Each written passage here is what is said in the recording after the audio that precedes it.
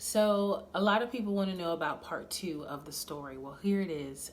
So after my mom said, "You cannot take my daughter anywhere," we both looked at each other like, "Huh?"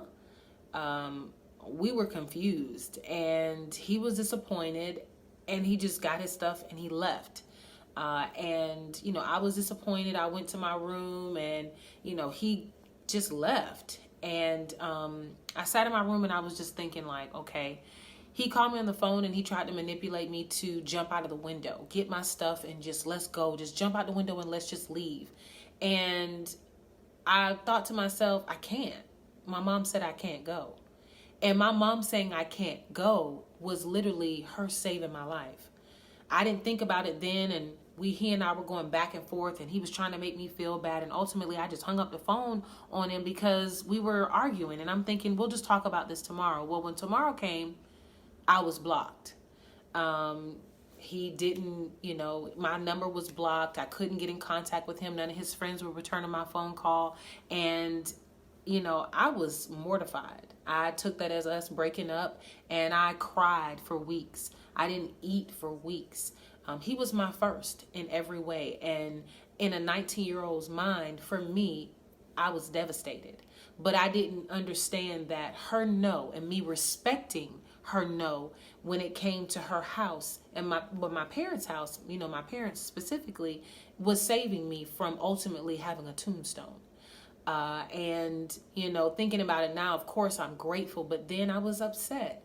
And time had went on and I hadn't heard from him, and when he did reach out to me, he tried to apologize. I wasn't hearing it. Had moved on with my life, but what I recognize is that I didn't value myself. I didn't understand the importance of who I was or what I was worth, so I was willing to settle for mental and physical and emotional abuse. That emotional abuse could have turned into sexual abuse just that fast, because I didn't know who I was and what I was destined to be, or who I was destined to be. And so I share that story to let you know that everybody has a story, but domestic violence for me, I never share that with anybody. This is my first time actually sharing it with you all. And just to know that if you're dealing with that, you can get out.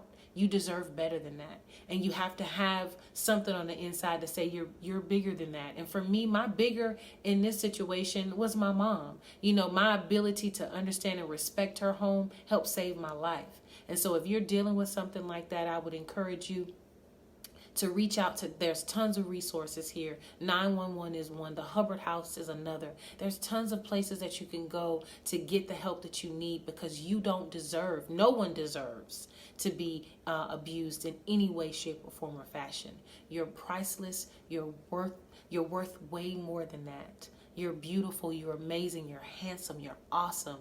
And so when I recognized after the fact who I was and what I was worth, it took a no for me to say yes at my life. So stay tuned for more stories. Thanks for listening to mine.